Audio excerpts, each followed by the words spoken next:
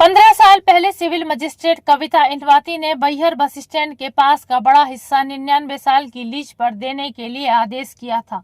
इस आदेश को निरस्त कर 3 महीने पहले जिला न्यायाधीश सुरेश सिंह गुर्जर ने ऐतिहासिक फैसला किया है। दरअसल इस जमीन पर शांतिलाल जैन ने अतिक्रमण किया था, जिसकी लीज के लिए शासन को उन्होंने आवेदन किया था, लेकिन शासन ने उनके आवेदन को निरस्त कर दिया था।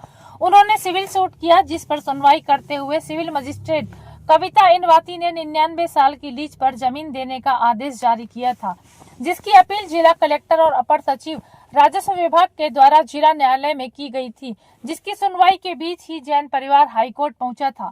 काफी लंबे समय तक हाईकोर्ट में ही सुनवाई चली, जिसके बाद इस प्रकरण पर सुनवाई जिला न्यायालय बालाघाट में हुई और बाद में अतिरिक्त जिला सत्र न्यायालय बैहर में लंबी सुनवाई चली और 15 साल बाद इस आदेश को जिला न्यायाधीश ने निरस्त कर दिया है।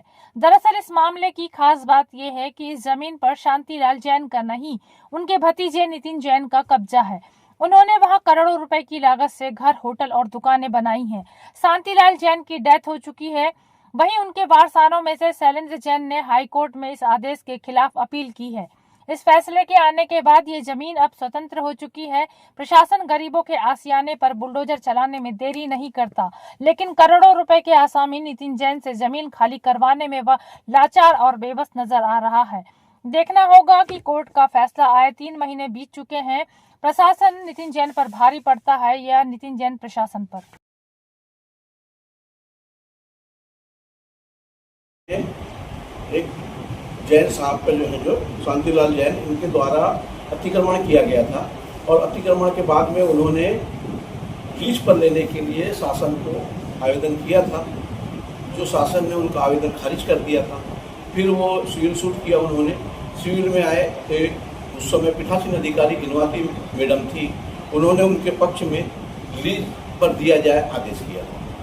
लेकिन उसकी अपील फिर हमने कलेक्टर साहब और अपर सचिव मध्य प्रदेश शासन राजस्व के द्वारा जिला न्यायालय में प्रस्तुत की गई। वो अपील चूंकि उस समय बैहर में जिला न्यायालय नहीं था, तो बालाघाट में बहुत दिनों तक चलती रही, जो मेरे जानकारी में नहीं थी, क्योंकि मैं 2019 में शासकीय अधिवक्ता बना। उसके पहले की अपील संस्था और अपील के दौरान ही जो इसमें उत्तरवादी थे शांतिलाल जैन, उनकी डेथ हो गई। अब वो केस अपील चलते रही। फिर जब वो बहस के ऊपर आई फाइल पे, क्योंकि इसके पहले हाई कोर्ट भी गए थे, जो जैन फैमिली है वो हाई कोर्ट गई थी, तो वहाँ से वही केस चलते रहा बहुत दिन। फिर वो वापस आया। वापस आने के बाद मेरे संज्ञान में आया न्यायालय के और मेरे, तो मैंने देखा कि शांतिलाल जैन को जानकारी उठाई कि उनकी डेथ हो गई। तो फिर उनको इलाज बनाने के लिए, अपने वारसान बनाने के लिए फिर हम लोगों ने प्रयास किया ढूंढने का, और जब पता चल गया तो उनको हमने वारसान बनाया। उसमें करीब 8 लोग, उसमें उनके पुत्र भी हैं, पुत्री भी है और पौत्र भी है। तो फिर उनके ऊपर दिनांक 24/6/2025 को जिला न्यायालय बैहर द्वारा आदेश किया गया, जो इंदवाती मैडम का जो आदेश था उसको निरस्त किया गया और अपील हमारी स्वीकार की। इसमें कहीं मेंशन भी है सर कि राजस्व के मामले जो है वो कोर्ट के क्षेत्र से बाहर होते हैं। हाँ, उसमें उनको सुनवाई नहीं करना चाहिए था। राजस्व के नहीं, ये लीज से संबंधित जो मामले हैं, इनको देने नहीं देने का अधिकार सरकार का है। तो सरकार ने उसको अगर निर्दिष्ट कर दी है तो ये राजस्व के हिसाब से अपील करेंगे, न्यायालय में नहीं आ सकते। ऐसा है अपर जिला न्यायालय ने आदेश दिया। सर क्या निर्णय है लास्ट में इसमें? लास्ट में उनको जो लीज देने का आदेश था लोअर कोर्ट से, वो जिला अपील न्यायालय ने खारिज कर दिया उस आदेश को।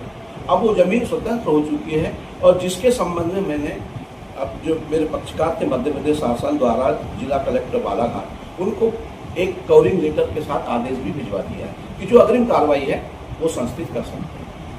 क्या हुआ है कि ये जो शांतिलाल जैन के वारसान थे, इनमें से किसी ने उच्च न्यायालय जबलपुर में अपील किया है, ऐसी विश्वसनीय सूत्रों से ज्ञात हुआ।